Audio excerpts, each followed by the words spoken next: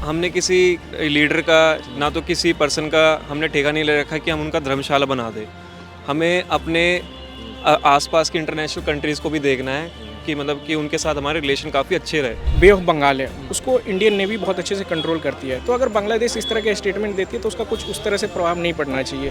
तो जो राजद्रोह का कानून था, जो अंग्रेज़ों के समय जैसे यूज़ होता था, सरकारें बदलती गई लेकिन उस कानून का उपयोग जो है वो वैसे ही निरंतर चलता रहा। तो इन माय ओपिनियन अगर शेख हसीना यहाँ आके रह रही हैं तो उनको एक्स्ट्राडाइट नहीं किया जाए। इंडिया की तरफ से एक भी बात नहीं हुई है कि उन्होंने शेख हसीना को यहाँ पे रखा हुआ है या वो विलिंगली चाह रहे हैं। ये वर्डिक्ट जो है इन एब्सेंटिया है, यानी जो अक्यूज्ड है यानी शेख हसीना है वो उस ट्रायल में प्रेजेंट नहीं थी। जैसा कि आप पीछे देख पा रहे हैं, अभी मौजूद हैं दिल्ली विश्वविद्यालय में। हर बार की तरह जब भी कभी हमें आवश्यकता होती है किसी भी मुद्दे पर ज्ञानवर्धन की या फिर समझने के लिए उसे ढंग से, तो हम आ जाते हैं दिल्ली विश्वविद्यालय, क्योंकि पहले भी हमारे एक्सपीरियंसेस रहे हैं कि जब भी कभी किसी भी मुद्दे पर छात्र अपनी बात रखते हैं तो वो बेहद दूर तक जाती है।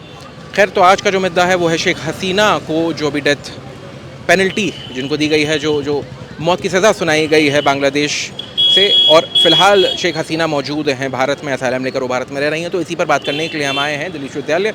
यहाँ पे विधि के छात्रों से बात करेंगे और समझेंगे कि जो पूरा प्रोसेस रहा, क्या जो उनको सज़ा सुनाई गई ट्रिब्यूनल से वो क्या न्याय संगत थी, क्या उस तरीके से वो जो न्याय के सारे मापदंड हैं उस पर खरी थी, या फिर उनकी क्या राय है। और साथ ही साथ अभी जो प्रत्यार्पण का जो दबाव भारत पर बनता दिख रहा है, जो बांग्लादेश सरकार जो लगातार मांग कर रही है, उसके बारे में वो क्या सोचते हैं कि आने वाले समय में जियोपॉलिटिकली भी ये चीज़ किसी तरीके से कोई फ़र्क डालेगी या नहीं। सर, मेरे को लगता है कि उनको हमें कर देना चाहिए, डिपोर्ट कर देना चाहिए। अच्छा। क्योंकि हमने किसी लीडर का ना तो किसी पर्सन का हमने ठेका नहीं ले रखा कि हम उनका धर्मशाला बना दें। हमें अपने आसपास की इंटरनेशनल कंट्रीज़ को भी देखना है कि मतलब कि उनके साथ हमारे रिलेशन काफ़ी अच्छे रहे। तो हम नहीं चाहते, क्योंकि दूसरी तरफ से पाकिस्तान, तीसरी तरफ से चाइना, चौथी तरफ से अब ये हो जाएगा म्यांमार भी है, फिर बांग्लादेश भी है। चाइना से भी हमारे काफ़ी रिलेशन इस वजह से इन इस्टेब्लिश अच्छे नहीं है क्योंकि हमने दलाई लामा को हमने यहाँ पे शरण दे रखी है। तो मैं नहीं चाहता कि हम हर किसी को लाके हम अपने माइग्रेंट करवा ले देश में और हम उनको अपने पास रखें। हाँ, उसके जगह हम एक ऐसा सोल्यूशन रख सकते हैं कि हम इंटरनेशनल कोर्ट में जाके हम उसकी मांग कर सकते हैं ताकि उनकी जो सेंटेंस है वो माफ़ हो जाए। मैं ये कहना चाहूँगा इस पे, और हमें उन्हें वापस कर देना चाहिए। अच्छा, एक चीज़ और, आपने जब बात कही कि इंटरनेशनल रिलेशंस की, तो शेख हसीना के समय में जो भारत बांग्लादेश जो संबंध थे वो बहुत ज़्यादा अच्छे हुए, ट्रेड भी बढ़ा, काफ़ी सारी चीज़ें हुई, और शेख हसीना को डिपेंडेबल अलाय बोला जाता है सब कॉन्टिनेंट में। तो आपको लगता है कि आने वाले समय में अगर चीज़ें बदलती हैं और शेख हसीना दोबारा सत्ता में आती हैं तो क्या इससे फ़र्क नहीं पड़ेगा? देखिए, ये सब तो जियोपॉलिटिकल होता है, सब कुछ जो ग्राउंड रियलिटी तो कुछ और ही होती है जी। अब आप ट्रेड भी अच्छा करेंगे तो वो भी आपको रिवॉर्ड तो अच्छा देंगे। और अगर हम अभी अगर हम देखा जाए तो जो करंट गवर्नमेंट है बांग्लादेश के साथ, हम उनके साथ भी कोलैबोरेट कर सकते हैं। उनके साथ भी अगर हम बातचीत करना चाहे, ट्रेड टॉक वगैरह हम करना चाहे, वो उनके आपसी इंटरनल इशू, मतलब इंटरनल इश्यूज़ है जो उनके साथ वो फेस कर रहे हैं। हमें अपने इंटरनल इशू पे काम करना चाहिए रादर देन कि हम किसी और पे फोकस करें, क्योंकि हमारे यहाँ पे काफ़ी मेजर्स प्रॉब्लम है। सबसे पहले तो ये रीसेंट डेवलपमेंट देखें तो जो ट्रैजेक्टरी हमें लास्ट ईयर से ही नज़र आ रही थी, चाहे वो जुलाई 24 का जो revolution, so called student revolution जो स्टार्ट हुआ था, एंड उसके बाद से जो बांग्लादेश के अंदर जो पॉलिटिकल एडमिनिस्ट्रेशन के अंदर प्लस जो वहाँ की मिलिट्री इस्टेब्लिशमेंट है, उसके जो रिस्पॉन्सेज थे वहाँ से बहुत कुछ प्रेडिक्टेबल था कि ये जो एपेलेट या फिर जो ट्रिब्यूनल के जो जजमेंट है, ऑर्डर है, वो कैसा आने वाला है। ये जो पर्टिकुलर ऑर्डर है जो ढाका की स्पेशल ट्राइब्यूनल ने दिया है, ये ICTA के अंदर आता है, यानी इंटरनेशनल क्राइम ट्रिब्यूनल एक्ट के तहत इन्होंने ये जजमेंट वर्डिक्ट प्रोनाउंस किया है। थोड़ा किसी भी कॉन्टेक्स्ट को समझने के लिए हमें पहले इस केस या इस पर्टिकुलर एक्ट जिसके अंदर उस ट्रिब्यूनल ने ये ऑर्डर दिया है उसकी थोड़ी हिस्ट्री को जानना ज़रूरी है। ये जो पर्टिकुलर एक्ट है ये एक्चुअली में 1973 का एक्ट है, और ये एक्ट को लाने के पीछे का जो लेजिस्लेटिव इंटेंट था, जो ऑब्जेक्टिव था, वो बेसिकली ये था कि जो 1971 में जो बांग्लादेश वॉर था, बांग्लादेश का क्रिएशन था, पाकिस्तान का डिवीज़न था, उस पर बहुत सारे वॉर क्राइम्स हुए थे। तो उन वॉर विक्टिम्स को, उन वॉर क्रिमिनल्स को, परपेट्रेटर्स को जस्टिस देने के लिए ये पर्टिकुलर एक्ट था कि उन वॉर क्राइम्स के ऊपर एक अलग से ट्रिब्यूनल बनेगी, वो फ्री एंड फेयर तरीके से, बहुत ही फास्ट ट्रैक कोर्ट की तरह, क्योंकि ट्राइब्यूनल का वर्डिक्ट, क्योंकि वहाँ पे बहुत ही वैसे स्पेशलाइज्ड लोग हैं कि जो उस चीज़ों को जल्दी जल्दी डील करेंगे एंड वो वर्डिक्ट प्रोनाउंस करेंगे। काफ़ी लंबे टाइम से इस एक्ट का बहुत ज़्यादा वैसा यूज़ नहीं देखा गया, लेकिन रिसेंट टाइम्स में जब चाहे वो जमीयत हो या फिर बाकी जो वहाँ पे नॉन पॉलिटिकल ग्रुप्स हैं, ऐसा देखा गया है कि उनके दबाव में जो स्टेट है वो कई बार इस पर्टिकुलर एक्ट का use as a political weapon भी करती है। वो शेख हसीना की गवर्नमेंट ने भी किया है पास्ट में, और बाकी जो गवर्नमेंट है वो भी समय समय पे, जैसे भारत में आप देखें तो सेडिशन का कानून था, तो जो राजद्रोह का कानून था जो अंग्रेजों के समय जैसे यूज होता था, सरकारें बदलती गई लेकिन उस कानून का उपयोग जो है वो वैसे ही निरंतर चलता रहा। मंशा उसके पीछे की मनसा की पूछी की वही रही है। तो अब अगर हम इस प्रेजेंट कॉन्टेक्स्ट में देखें तो बहुत सारे इशू हैं। सबसे पहले एक ढाका कोर्ट ने ये वर्डिक्ट दिया है, ये वर्डिक्ट जो है इन एब्सेंटिया है, यानी जो अक्यूज्ड हैं यानी शेख हसीना है वो उस ट्रायल में प्रेजेंट नहीं थी, अनुपस्थिति में उनकी अनुपस्थिति में वर्डिक्ट दिया गया है। तो इस वर्डिक्ट के पीछे की जो पूरी ये रीजनिंग है वो कितनी जस्टिफाइड है, कितनी फ्री है, ये भी क्वेश्चनेबल है। सेकंड, शेख हसीना की जो एक्स्ट्राडिशन की रिक्वेस्ट है, सबसे पहले जो इंटरनेशनल क्राइम्स वॉर ट्रिब्यूनल की जो जजमेंट है या ऑर्डर है, ये बांग्लादेश की एक डोमेस्टिक लॉ है। ये जो बांग्लादेश का प्रेजेंट इशू है ये ग्लोबल इशू है, और जो जितने भी ग्लोबल स्टेक होल्डर्स हैं या फिर जो यूनाइटेड नेशंस की जो जितनी भी कमिटी है जो कि ऐसे पॉलिटिकल प्रिजनर्स या फिर ऐसे क्राइसिस को डील करती है, डेथ पेनल्टी कहीं पे भी ऑप्शन नहीं है, राइट। इंटरनेशनल लॉ में डेथ पेनल्टी को बहुत ही डिसरिगार्ड किया जाता है, जबकि यहाँ पे इनको डेथ पेनल्टी दी गई है। तो कहीं ना कहीं इंटरनेशनल लॉ के हिसाब से भी देखें, ह्यूमन राइट्स के हिसाब से भी देखें, तो ये एक क्वेश्चनेबल है। ठीक है। रही बात अभी प्रेजेंट ग्लोबल सिचुएशन की, तो इंडो पैसिफिक्स बहुत टाइम से जैसे एक टाइम पे वोलाटाइल वेस्ट एशिया था, पूरे मिडिल ईस्ट में कॉन्फ्लिक्ट्स एंड बाकी सारी चीज़ें चल रही थी, तो वो जो पूरा वर्ल्ड का ऑर्डर था वो अब धीरे धीरे इंडो पैसिफिक की तरफ शिफ्ट हो रहा है। तो आप स्टार्टिंग से देखें अफगानिस्तान, श्रीलंका, बांग्लादेश, नेपाल, मोर और लेस अगर आप देखें, अगर थोड़ा और फार ईस्ट में जाएँ तो आप थाईलैंड में देखेंगे प्रोटेस्ट, आप कंबोडिया में देखेंगे, वियतनाम में देखेंगे, साउथ ईस्ट में। तो ये एक बहुत ही ऑर्केस्ट्रेटेड चीज़ है, बहुत ऑर्गेनिक नहीं है। एक्स्ट्रेडिशन की जहाँ तक रिक्वेस्ट जो बांग्लादेश की तरफ से ये बहुत फॉर्मली बहुत पहले स्टार्टिंग में भी की थी, और इंडिया ने उस समय भी यही रिप्लाई दिया था कि वो इस पूरे सिचुएशन को असेस करेंगे और जो भी रूल ऑफ लॉ है, इंटरनेशनल लॉ और ह्यूमैनिटेरियन लॉ को देखते हुए उसको कंसिडर करेंगे। एज ऑफ नाउ इंडिया को बहुत केयरफुल रहना चाहिए, अपने बॉर्डर को बहुत ही सेंसिटिव तरीके से सिक्योर करना चाहिए, बिकॉज नेशनल सिक्योरिटी और नेशनल जो इंटरेस्ट है इंडिया का वो टॉप मोस्ट प्रायोरिटी होना चाहिए, क्योंकि बांग्लादेश एक बहुत ही क्लोज एसोसिएट है, नेबर है, और वहाँ कोई भी अगर हलचल होती है, अनरेस्ट होता है, तो उसका इम्प्लीकेशन इंडिया में भी आ सकता है। तो इंडिया को अपने बॉर्डर को सिक्योर करना चाहिए, नेशनल सिक्योरिटी पर ध्यान देना चाहिए। अच्छा, सबसे इंपॉर्टेंट चीज़ एक ये, जैसे अभी हम किसी से बात करें तो उन्होंने कहा कि जो एक्सट्रेडिशन है वो कर देना चाहिए और शेख हसीना को वापस उधर भेज देना चाहिए, बहुत आसान भाषा में उन्होंने कहा। और इसके पीछे का उन्होंने लॉजिक दिया कि we don't want one more front open for us, मतलब एक और दिक्कत हम नहीं चाहते हैं, हमारे इंटरनल जो प्रॉब्लम्स चल रही हैं वो अपने आप में बहुत हैं। जैसे चाइना के साथ हमने जो कॉन्फ्लिक्ट था वो बढ़ा लिया दलाई लामा को यहाँ असाइलम देकर, और उनकी यहाँ पे सरकार चलती है तिब्बत की जिस तरीके से, तो उनका लॉजिक यही था कि उनको वापस दे देना चाहिए। व्हाट डू यू थिंक, आपको लगता है कि क्या शेख हसीना को बांग्लादेश वापस भेजकर जो उन्होंने असाइलम दिया है, क्या उससे चीज़ें हमारी दिक्कतें कम होंगी या फिर बढ़ेंगी, क्योंकि she has been a very good ally for India? सबसे पहले तो जो ये पर्टिकुलर पॉइंट है कि क्या शेख हसीना को वापस भेज देना चाहिए या नहीं, ये बहुत ही सेंसिटिव टॉपिक है, जो कि जितने भी नेशनल सिक्योरिटी एक्सपर्ट है वो उसको डिसाइड करेंगे।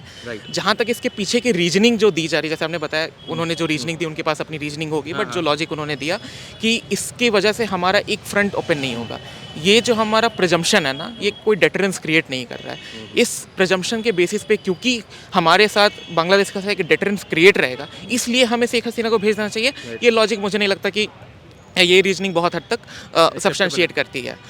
मेरे हिसाब से जो भी हमारी प्रायोरिटी होनी चाहिए वो नेशनल सिक्योरिटी को देखते हुए होनी चाहिए। बांग्लादेश के अंदर बांग्लादेश की जो भी प्रेजेंट रिजीम है, कुछ हद तक ऐसा ही सिमिलर सिचुएशन अफगानिस्तान में था, और ये ऐसी रीजनिंग उस समय भी दी जा रही थी, क्योंकि जो उस समय के अफगानिस्तान के जो गवर्नमेंट थे हामिद करजई साहब, वो ऐसा माना जा रहा था कि इंडिया सपोर्टेड गवर्नमेंट, क्योंकि उनको भारत सरकार का बहुत समर्थन है, और जब इन्वेस्ट भी बहुत किया था, और तालिबान जब आई तो ऐसा देखा गया, ऐसा माना गया कि भारत और अफगानिस्तान के रिश्ते बहुत ख़राब हो जाएंगे। लेकिन उस पॉइंट ऑफ टाइम पे बहुत ही एनालिस्ट थे, द हिंदू के एक एडिटर हैं स्टैनली जॉनी, उन्होंने एक बुक लिखी the comrades and the mullah, and वो बुक जो पूरी है अगर आप उसको पढ़ेंगे तो वो इन ट्रायलॉजी की बात करती है, जहाँ पे comrades represent China, Afghanistan represents mullah and the trilogy in between, right. But implication just opposite हुआ। हमारी डिप्लोमेसी और फॉरेन पॉलिसी इतनी सब्सटैंटिव थी कि तालिबान गवर्नमेंट के रहते हुए जो इंडिया कि भले ही इंडिया ने अपना डिप्लोमेटिक रिलेशन थोड़ा डिमिनिश किया, थोड़ा डिग्रेड किया, लेकिन वो कॉन्टैक्ट कभी नहीं टूटा। और चाहे वहाँ पे कितनी भी इनस्टेबिलिटी रही हो, अफगानिस्तान ने हमेशा इंडियन इंटरेस्ट को सिक्योर किया है और अभी तक देखा है, चाहे वो ईरान के रीजन में चाबहार पोर्ट हो या फिर वहाँ पे जितने भी डेवलपमेंट एक्टिविटी है वो कंटिन्यू कर रही है। तो आपकी क्या समझ है, आपको क्या लगता है क्या जो प्रत्यार्पण का जो मामला है इससे आने वाले समय में कुछ चीज़ें बदलेंगी, किस तरह से होगा, क्या लगता है? जैसा कि मतलब कि आप देख सकते हैं, जब शेख हसीना का गवर्नमेंट रहा था तो इंडिया और बांग्लादेश का जो मतलब कि रिश्ता था बहुत ही मतलब कि अच्छा रिश्ता था हर लेवल पे, चाहे वो ट्रेड हो या और भी मुद्दे हो। लेकिन जब से शेख हसीना के गवर्नमेंट को वहाँ से हटाया गया, शेख हसीना इंडिया आती है, इंडिया उन्हें असाइलम देती है, तब से मतलब कि इंडिया और बांग्लादेश के रिश्ते उतने अच्छे रहे नहीं हैं। अभी जैसे वहाँ पे मोहम्मद यूनिस है और उनके कुछ ऐसे बयान आए, उन्होंने चाइना विज़िट किया, चाइना में कुछ ऐसा बयान दिया कि हम लोग नॉर्थ ईस्ट को कट कर देंगे, तो उसके बाद और रिश्ते हैम्पर ही हुए हैं। और जब बात चल रही थी कि मतलब कि ये जो गवर्नमेंट का हुआ था तो मतलब कि बोला जा रहा था कि इसके पीछे अमेरिका का हाथ है, मतलब कि CIA वगैरह है, कुछ ऐसी बातें भी निकल के आई थी। और अभी जैसा देखा जाए कि जिस तरह के रिलेशन है, तो अगर हम लोग शेख हसीना को दे देते हैं, अगर मतलब कि एक्सट्राडिट कर देते हैं, तो कन्फर्म नहीं है कि हमारे रिश्ते और सुधरेंगे, क्योंकि जिस तरह का रवैया रहा है मोहम्मद यूनुस का, तो कह नहीं सकते हैं। तो अगर जो हम कह सकते हैं कि मुझे ज़्यादातर लगता है कि अभी शेख हसीना को इंडिया में ही रहना चाहिए और गवर्नमेंट को उन्हें प्रोटेक्शन देना चाहिए। I'll tell you purely about from an academic point of view. तो इंडिया का वैसे भी अगर आप पास में देखें तो बांग्लादेश और श्रीलंका जैसी कंट्रीज़ नहीं, पास्ट में इंडिया को एज अ एल्डर ब्रदर नहीं बिग ब्रदर का स्टेटस दिया हुआ था। वो लोग कहते थे कि India behaves like big brother. तो अगर अभी एक्सट्रेडिशन वाली बात है तो आई थिंक मतलब नेशनल इंटरेस्ट को पहले रखना चाहिए, क्योंकि एज सच डिप्लोमेसी में और फॉरेन पॉलिसी में आई डोंट थिंक कि यहाँ पे कोई परमानेंट कोई फ्रेंड रहता है या परमानेंट कोई एनिमी रहता है। There are only vested interest. तो अभी इंडिया का ट्रेड, पॉलिटिकल और ओवरऑल पूरा मतलब नेबरहुड डायस्पोरा को देखते हुए भी मेरे हिसाब से एक्सट्रेडिशन अगर इफ़ पॉसिबल है तो I think India should go with it. And because we have to maintain that India Bangladesh का रिलेशनशिप, नॉट कि मुझे नहीं लगता कि इससे कोई फ़र्क पड़ेगा कि एक शेख हसीना है, लेकिन वैसे ही बहुत ज़्यादा उसे क्या बोलते हैं कि बहुत नाजुक स्थिति है रिलेशनशिप की, because Mohammad Yunus is there, then China factor is there, then US का फैक्टर इज़ देयर। तो अगर अब हम कोई एक और ऐसा स्टेप लेते हैं जिससे वो इर्क हो जाए या उनको थोड़ा सा और इरिटेशन क्रिएट करे, तो वो हमारे लिए पूरे डायस्पोरा में प्रॉब्लम क्रिएट कर सकता है। So I think if possible so we should go with this. Do you think there can be any other option like International Court of Justice or anything else? Obviously if अगर आप India का official statement देखें तो India ने official statement में यही बोला है MEA के उसमें एडवाइजरी में कि वट एवर मतलब जो भी गवर्नमेंट्स के बीच की बातें हैं they are going to like accept it और फॉलो इट। ठीक है, तो इंडिया की तरफ से एक भी बात नहीं हुई है कि उन्होंने शेख हसीना को यहाँ पे रखा हुआ है या वो विलिंगली चाह रहे हैं। So even that's what the MEA spokesperson and people in the MEA are thinking. तो मुझे लगता है वो भी इसी तरीके से जाएंगे। अगर ऐसी बात होती है तो yes they can approach ICJ और एनीथिंग। आप जैसे देखोगे, जब शेख हसीना मतलब कि गवर्नमेंट में थी, प्राइम मिनिस्टर थी, तो हम लोग के रिलेशंस बहुत अच्छे सुधर गए थे। बहुत सारे प्रोजेक्ट्स चल रहे थे, जैसे आपको पता होगा एक प्रोजेक्ट चल रहा था जिसमें कि बात हो रही थी कि हम लोग जो साउथ ईस्ट एशिया है उसको बाय रोड कनेक्ट करेंगे थ्रू बांग्लादेश। वो प्रोजेक्ट अभी गायब हो जाएगा। इसके अलावा जिस तरह से उन्होंने बोला था कि मोहम्मद यूनुस ने बयान दिया था कि हम लोग नॉर्थ ईस्ट को कट कर सकते हैं, तो इंडिया चिकन स्नैक के बारे में उन्होंने सीधा बोला था। वो चाइना गए थे तब उन्होंने बोला था। लेकिन देखा जाए तो हम जो ये बे ऑफ बंगाल है उसको इंडियन नेवी बहुत अच्छे से कंट्रोल करती है। तो अगर बांग्लादेश इस तरह के स्टेटमेंट देती है तो उसका कुछ उस तरह से प्रभाव नहीं पड़ना चाहिए। और इंडिया अभी ज़्यादा मजबूत स्थिति में है, तो इंडिया अगर चाहे तो एक स्ट्रॉन्ग पॉइंट रख सकता है। और मतलब कि बात रही शेख हसीना की, तो शेख हसीना ने बहुत मतलब कि अच्छे रिलेशन बिल्ड किए थे जो बांग्लादेश की गवर्नमेंट थी और इंडिया के बीच में। बहुत सारा हम लोग का इंपोर्ट एक्सपोर्ट होता था। लेकिन जब से मोहम्मद यूनुस आए हैं उन्होंने मतलब कि रिश्ते ख़राब ही किए हैं। और जिस तरह से अभी वर्डिक्ट आया है कोर्ट का, वो कह नहीं सकते कि वो वर्डिक्ट मतलब कि फेयर है अनफेयर है, ये तो मतलब बात की बात है। बड़ी चीज़ है, कभी हम किसी से बात करें तो उन्होंने कहा कि शेख हसीना के एब्सेंस में ये दिया गया। अब जिनके बारे में फैसला सुना रहे हैं वही उस समय नहीं थे उस पूरी कोर्ट की प्रोसीडिंग में? प्रिंसिपल ऑफ नेचुरल जस्टिस को वायलेट करता है। जो है नहीं, आप उसके एब्सेंस में फैसला सुना रहे हो और वो अभी इंडिया में है जैसे, तो कह नहीं सकते हैं। देखते हैं, क्योंकि बांग्लादेश की भी जो इकनॉमी सुधार हो रही थी, बहुत अच्छी इकनॉमी हो गई थी। अगर हम ये साउथ ईस्ट एशिया की बात करें, खासकर जो हम लोग का सब कॉन्टिनेंट है, इंडिया बांग्लादेश वगैरह जो इसमें आते हैं, तो इसमें इंडिया के बाद सबसे अच्छी जो इकनॉमी थी वो बांग्लादेश की ही थी। बाकी आप अपने पड़ोसियों को देखेंगे, पाकिस्तान की इकनॉमी बहुत ख़राब है, म्यांमार में अलग एक गृह युद्ध छिड़ा हुआ है, श्रीलंका में भी वहाँ पे भी तख्ता पलट बीच में हुआ है। तो हमारे जो पड़ोसी है वो धीरे धीरे मतलब कुछ ना कुछ हो रहा है, स्टेबिलिटी नहीं है। और उसके बाद जो जहाँ स्टेबिलिटी थी बांग्लादेश में, वहाँ भी स्टेबिलिटी अब रही नहीं है। नई जो गवर्नमेंट आई है वो बहुत ही अलग तरीके से काम कर रही है, वो लग नहीं रहा है कि बांग्लादेश के हित में काम कर रही है।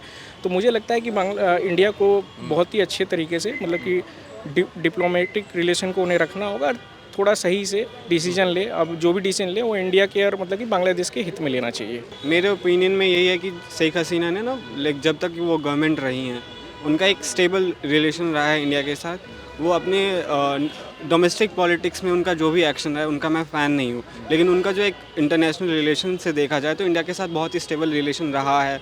यहाँ की गवर्नमेंट ने भी बहुत चीज़ें करी हैं। जो हमारा वो उनके साथ लैंड जो लेन देन हुआ था 100th अमेंडमेंट से, वो भी एक हिस्टोरिक था। तो इन माय ओपिनियन अगर शेख हसीना यहाँ आके रह रही हैं तो उनको एक्स्ट्राडाइट नहीं किया जाए। और रहा कि एक्स्ट्राडिशन ट्रीटी का, तो हमें नहीं ना पता कि वहाँ गवर्नमेंट डेमोक्रेटिक है या नहीं है। अभी तो डेमोक्रेटिक गवर्नमेंट नहीं आई है। जब डेमोक्रेटिक गवर्नमेंट आती है उनका क्या एक्शन रहता है, तो उस पर डिपेंडेंट होना चाहिए इंडियन गवर्नमेंट का एक्शन कि हाँ वो एक्स्ट्राडाइट करना चाहती हैं या नहीं, करना चाहते हैं या नहीं शेख हसीना को। बाकी इन माई ओपिनियन नहीं करना चाहिए। हम ऐसे ही उनने अपने डोमेस्टिक पॉलिटिक्स को ताक पे रख के हमारे साथ रिलेशन अच्छा रहा, क्योंकि जो वहाँ के अगेंस्ट में उनकी जो पार्टी थी वो एंटी इंडिया थी पूरा, लेकिन तब पर भी उन्होंने अच्छे रिलेशन रखे। तो हम अभी उनके साथ जो भी हो रहा है तो हम अंडर द बस नहीं डाल सकते उनको, तो अभी नहीं एक्स्ट्राडाइट करना चाहिए उनको।